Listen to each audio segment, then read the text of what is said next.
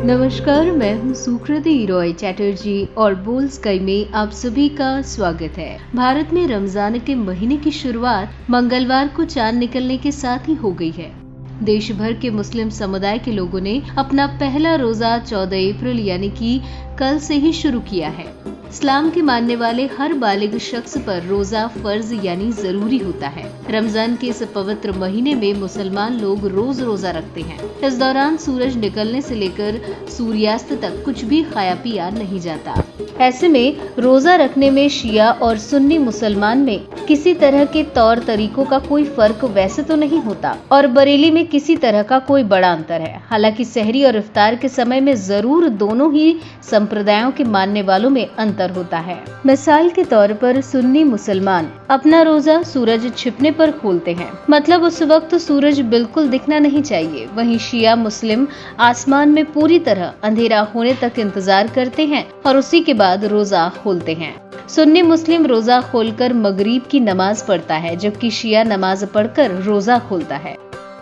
ऐसे ही तड़के में सहरी के दौरान सुन्नी मुस्लिम से 10 मिनट पहले ही शिया मुस्लिम के खाने का वक्त खत्म हो जाता है। कहते हैं कि ये दोनों बातें कुरान से साबित हैं। ऐसे में इसलिए कोई मतभेद नहीं है।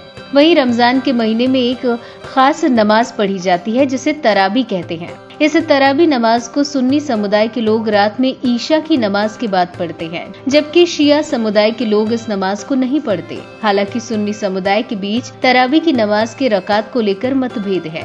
हनफी मसलक के लोग तराबी की नमाज 20 रकात पढ़ते हैं, तो अहले हदीस के मानने वाले लोग तराबी की महज 8 रकात नमाज ही पढ़ते हैं। बता दें कि मुसलमान मोटे तौर पर शिया और सुन्नी 2 समुदायों में बटे हैं। ये दोनों ही मुस्लिम समुदाय इस्लाम के बुनियादी 5 उसूलों के साथ साथ कुरान और अल्लाह के पैगंबर मोहम्मद तक एक राय रखते हैं। शिया और सुन्नी पैगंबर मोहम्मद के निधन के तुरंत बाद ही इस बात पर विवाद से विभाजन पैदा हो गया कि मुसलमानों का नेतृत्व कौन करेगा। इसलिए दोनों में अलग राय पैगंबर के बाद उनके वारिस पर है, जिस वजह से दोनों ही संप्रदाय में कई मुद्दों पर वैचारिक मतभेद हैं। दोनों ही समुदाय के नमाज के तौर तरीकों से लेकर अजान तक में फर्क है। जहां सुन्नी शब्द अहल अल सुन्ना से बना है, जिसका अर्थ परंपरा को मानने वाले लोग हैं। इस मामले में परंपरा का संदर्भ ऐसी रिवाजों से है जो पैगंबर मोहम्मद साहब और उनके करीबियों के व्यवहार या सोच पर आधारित है। सुन्नी उन सभी पैगंबरों को मानते हैं जिनका जिक्र कुरान में किया गया है, लेकिन साथ ही अंतिम पैगंबर मोहम्मद साहब थे। इनके बाद हुए सभी मुस्लिम खलीफाओं को दुनिया की अहम शख्सियत के रूप में देखते हैं। वहीं इस्लामी इतिहास में शिया शुरुआती दौर में राजनीतिक समूह के रूप में थे, जिसे शियत अली यानी अली की पार्टी कहते थे।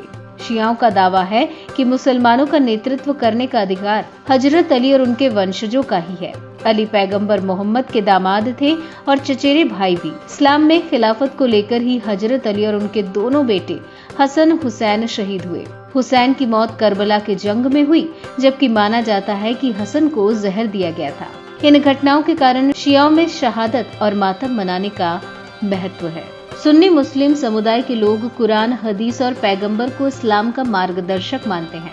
वहीं शिया समुदाय पैगंबर और उनकी फैमिली, जो उनकी बेटी हजरत फातिमा और उनके पति हजरत अली से शुरू होती है। शिया मुस्लिम उन्हें इस्लाम का मार्गदर्शक मानते हैं, जिन्हें वो अहल बैत कहते हैं। पैगंबर के बाद अहल बैत को इस्लाम के असल वारिस माना गया। शिया समुदाय अहल बैत की शिक्षाओं के आधार पर सुन्नी मुसलमानों से अलग अपना शरीयत फिके जफरिया बना रखा है।